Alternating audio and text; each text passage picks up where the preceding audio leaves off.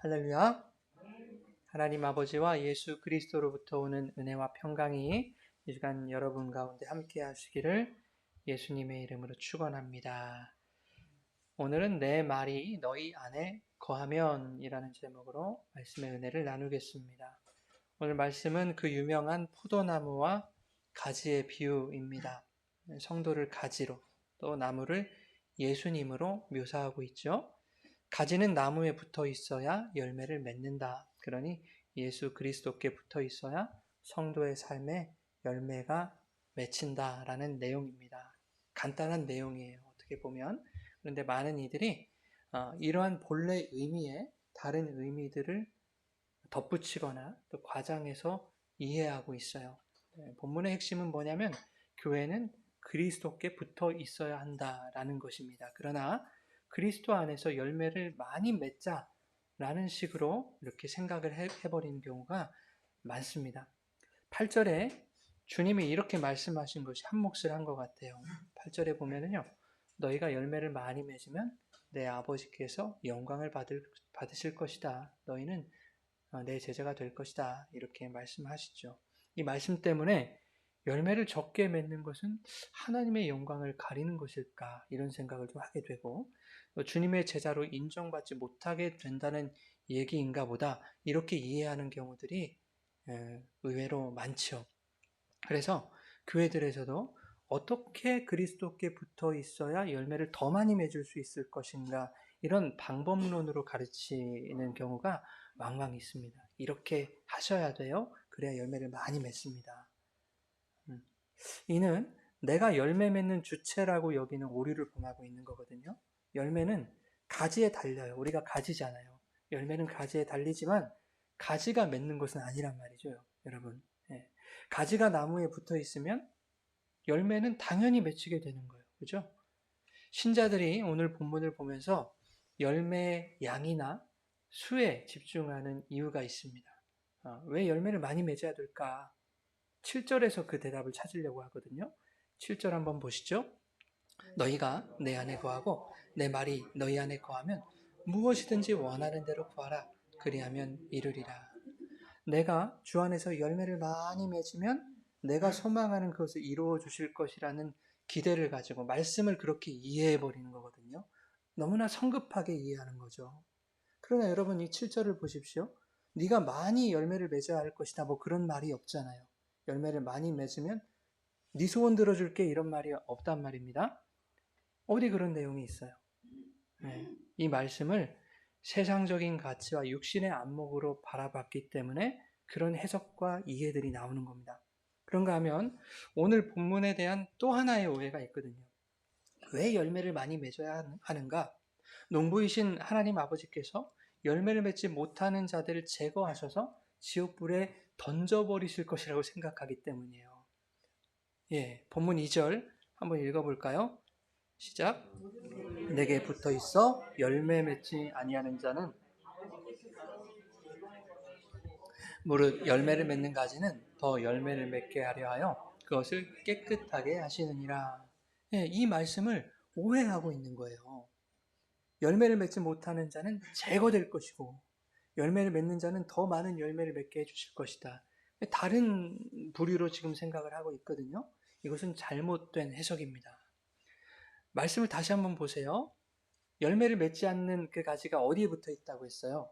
무릇 내게 붙어 있어 라고 말씀하시죠? 예. 본문의 말씀의 핵심이 뭐라고 했습니까? 가지가 나무에 붙어 있느냐 마느냐의 문제라고요. 근데 이 가지는 어디에 붙어 있어요? 나무에 붙어 있어요. 그렇죠? 포도나무에 붙어 있는데 아직 열매가 없는 가지이지요. 농부가 붙어는 있지만 열매 없는 그 가지를 제거해 버린다는 것으로 여러분 보이십니까? 네. 이 해석이 그렇게 보이기는 해요. 그러나 여기서 제거하다라고 번역된 아이로라는 단어는 들어 올리다라는 뜻이에요. 포도나무 가지는 여러분 덩굴이잖아요. 덩굴. 그죠? 농부가 왜 그 덩굴을 들어 올릴까요? 제거하다라고 표현된 그 단어가 들어 올리다라는 뜻이라고요. 그러면 농부가 포도송이를 맺지 못한 그 덩굴을 왜 들어 올릴까요? 햇빛 보고 열매 맺으라고. 그렇죠? 그러지 않습니까? 나무에 붙어 있으나 아직 열매를 맺지 못하는 가지가 열매를 잘 맺을 수 있도록 농부가 지금 농사를 잘 짓고 있는 거예요. 왜 제거하다라고 번역을 해놨는지 모르고 그런 뜻도 있습니다만은 네. 다시 말해서 나무에 붙어 있으면 사는 겁니다. 그죠? 붙어 있으면 어떻게든 열매는 맺힐 것입니다. 누구에 의하여? 농부에 의하여. 열매 맺지 못하는 가지가 밖에 버려지는 것은 열매를 맺지 못했기 때문이 아니라 나무에 붙어 있지 않은 가지이기 때문에 버려지는 거예요. 그것을 4절 이하에 이렇게 말하고 있거든요. 같이 읽어볼까요? 내 안에 거하라 나도 너희 안에 거하리라.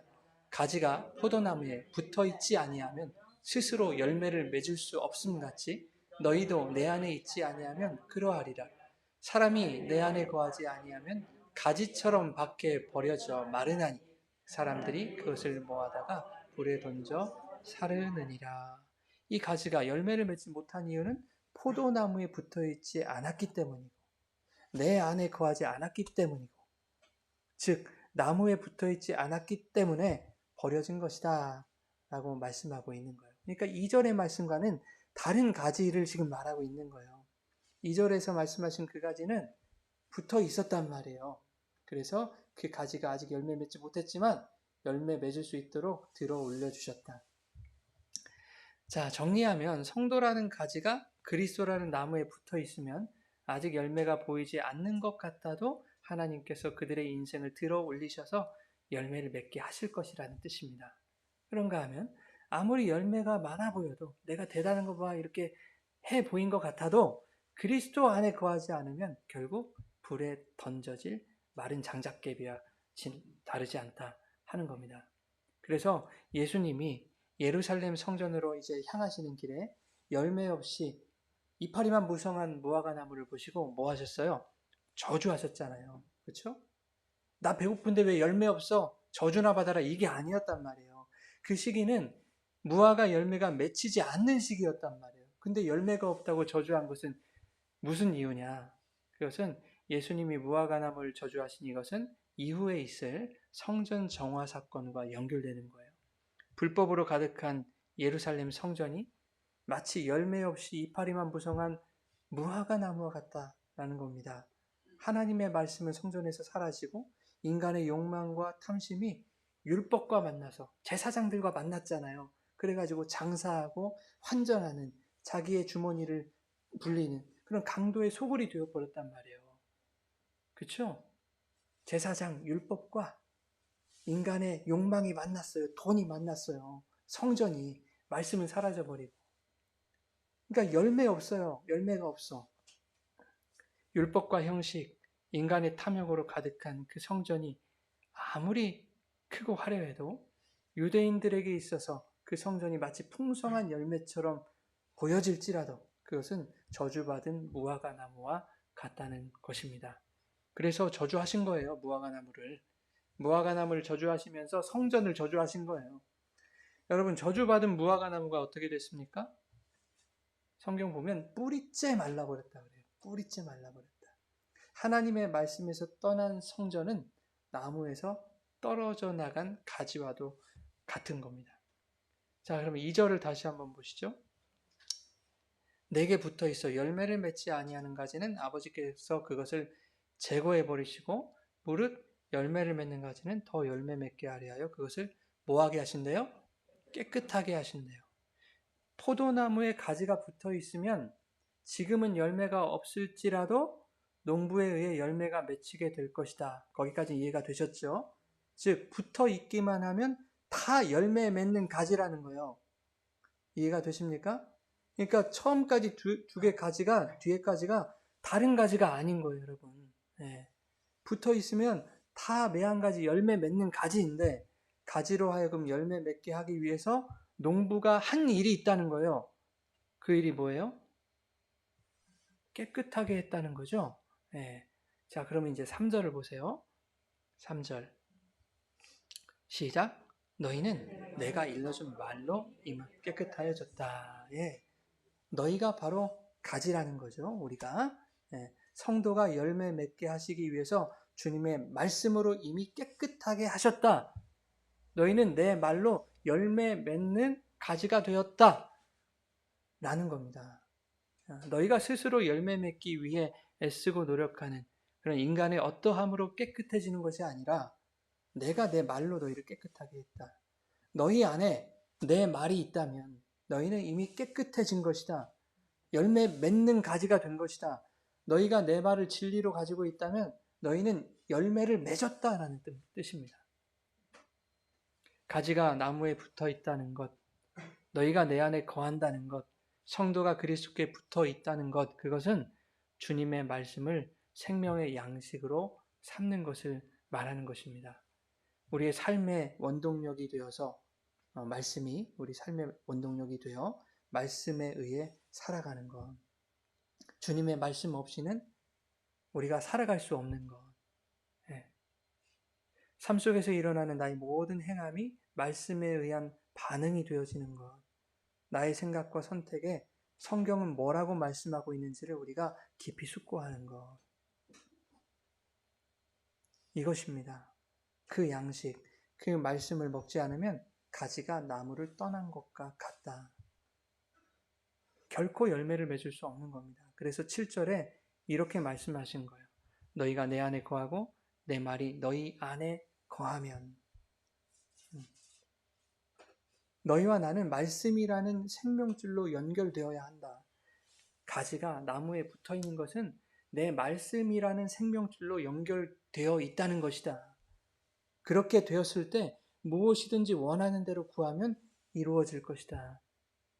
아까 어린이 설교에서 말씀드린 바와 같이 이게 너무 잘못 쓰여지고 있는 겁니다.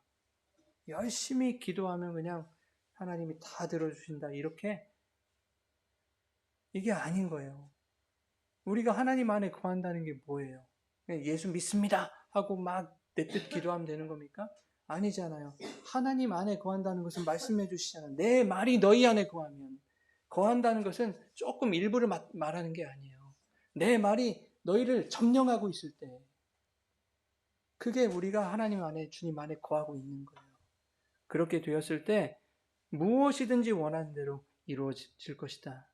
인간적인 소원 들어준다는 것이 아니라 너희 안에 내 말이 있다면 너희의 소원은 자연스럽게 하나님의 뜻이 되겠지.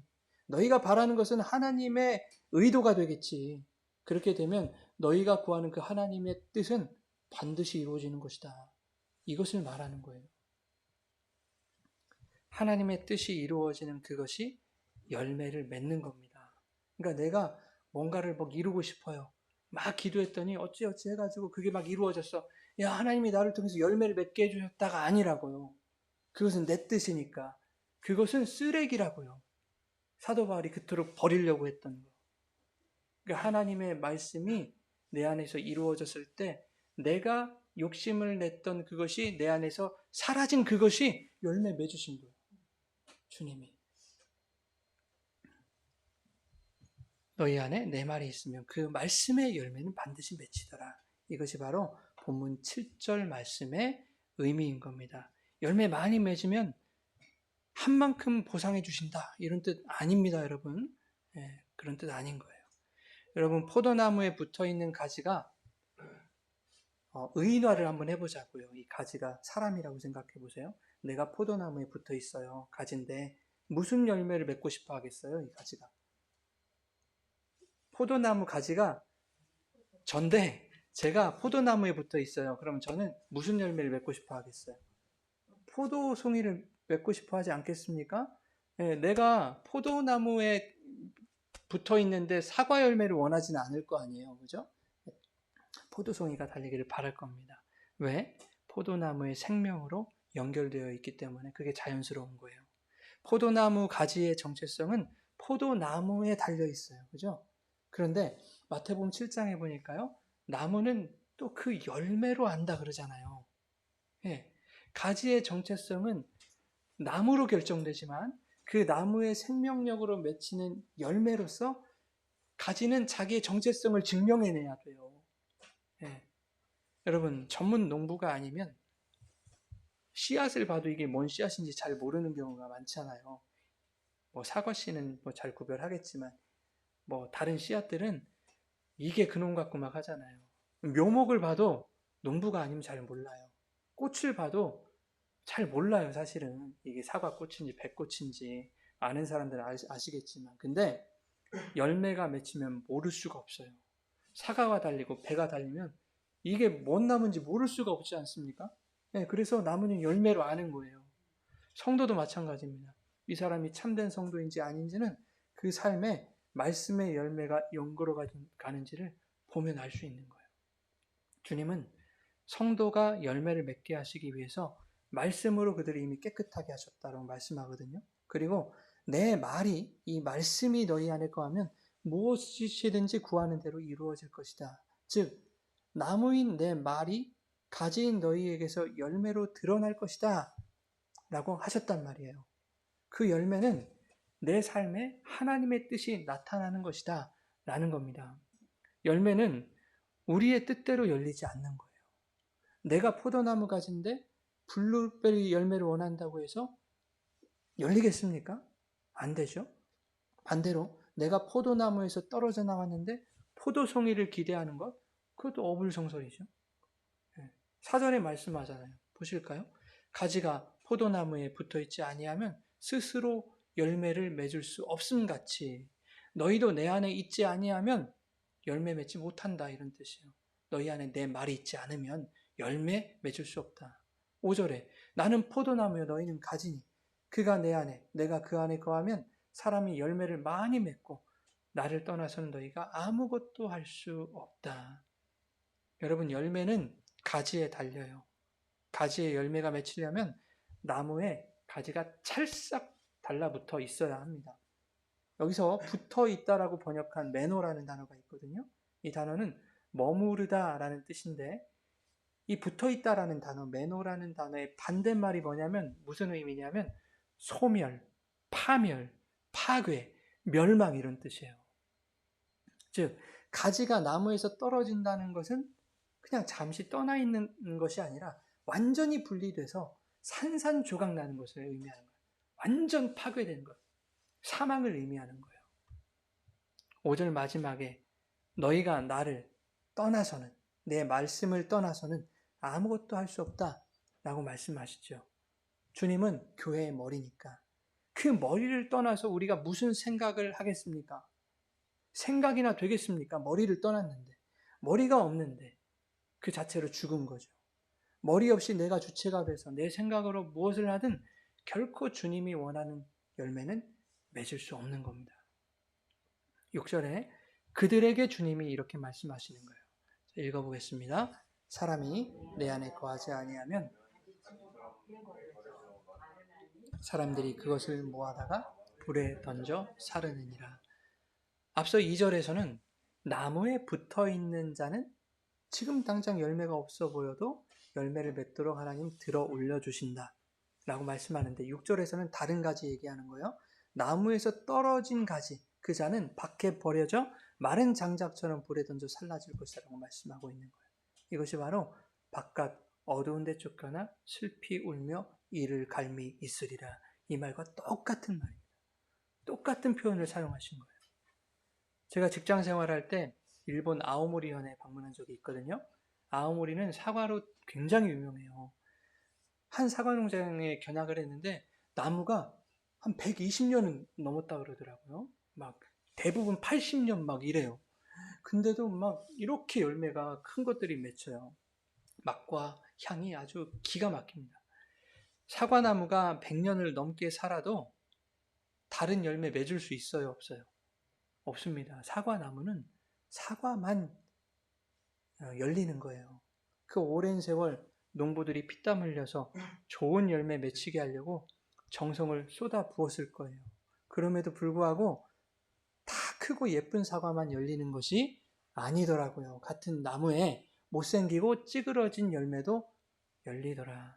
그러면 걔네들은 뭐 사과 아닙니까, 여러분? 못생긴 애들은 사과 아니에요? 안 먹으려고 버려버립니까? 저는 아까워서 그렇게 안 되던데. 세상 논리로 보면 크고 빛깔 좋고 예쁜 열매가 상품성이 좋은 것은 사실이에요. 그런데 걔네들이 더 높은 가격에 잘 팔리게 하기 위해서 못생긴 사과들이 뭐 하는 줄 아세요? 시식용으로 자기를 헌신한다고요. 자기를 바치잖아요. 나는 값을 매겨주지 않아도 됩니다. 재를 높여주십시오. 저를 맛보시고. 이렇게 시식을 하면 판매량이 확실히 늘어나는 법이죠, 여러분. 왜? 맛이 보장되기 때문 아닙니까? 이렇게 못생기고 상품성 없는 열매도 맛있는데 하물며 최상품의 열매들은 얼마나 맛있을까? 이렇게 생각하는 거예요. 그런데 맛은 어떻더라? 똑같다. 똑같아요, 여러분. 찌그러진 거나 잘생긴 거나 그 나무에서 나왔는데 맛은 똑같다. 그 말입니다. 예쁜 열매들이 못생긴 사과 덕을 보고 있는 거예요. 여러분, 열매는 모양에 달려있는 게 아닙니다. 숫자에 달려있는 것도 아니에요. 얼마나 보기 좋은 열매를 많이 맺어야 하는가? 그걸 왜 우리가 고민합니까, 여러분?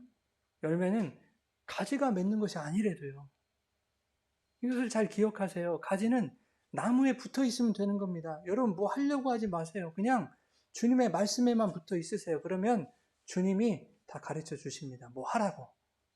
네.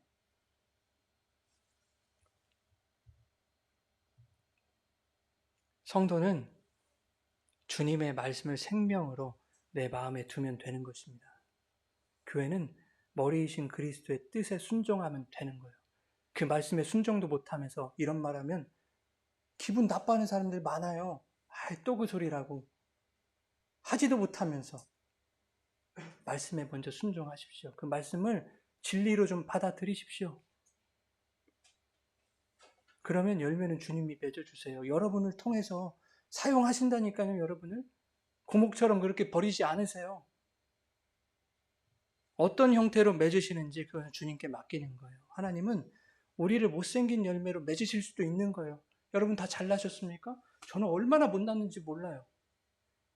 근데 저도 열매로 맺어주셨잖아요. 우리를 못생긴 열매로 맺으실 수도 있어요, 하나님. 그것은 하나님의 실수가 아니라 시식용으로 쓰일 가치 있는 열매로 우리를 맺으신 거예요. 내가 헌신하여 다른 이들을 그리고 교회를 더욱 아름답게 세우는 자들로 하나님이 우리를 세워주신 거예요. 여러분 최상품 사과의 결말이 어떤 줄 아십니까? 비싼 거 내가 사과를 사왔어요. 그러면 그거 어떻게 해요? 집에 거의 모셔놓잖아요. 비싼 거니까요. 그런 분들이 계십니까? 시식용 사과나 다를 바 없어요. 먹히는 겁니다. 열매는 그런 거예요. 열매는 내 영광, 내 만족이 아닌 겁니다. 누군가에게 양식으로 넘겨주는 겁니다. 열매 안에는 씨앗이 있잖아요. 그 열매를 먹은 자 안에서 그 씨앗이 자라나는 거예요. 나무의 생명인 말씀을 받아서 가지가 열매를 맺었는데 나무의 생명이 그 씨앗에 그대로 남아있죠. 열매는 다 먹고 없어져 버려요. 근데 씨앗은 남아있잖아요. 그것이 주님이 넘겨주신 말씀인 거예요. 진리. 그 말씀을 품은 자들 안에서 씨앗이 자라나서 다시 열매가 맺히는 겁니다. 여러분이 열매라니까요. 그 열매를 잡아 먹히는 거예요. 세상 사람들에게 복음으로. 그러면 그 열매를 먹은 사람들은 그 씨앗이 그들 안에서 자라나게 되는 것입니다. 복음의 씨앗으로. 그러나 과육은 맛있게 먹었는데 씨앗 심기를 포기하면 더 이상 열매를 볼 수 없는 거죠. 우리 안에 말씀을 심지 않으면 내가 어떠한 계획과 생각을 가지고 열심을 낼지라도 그의 삶에서 열매는 맺히지 않을 겁니다.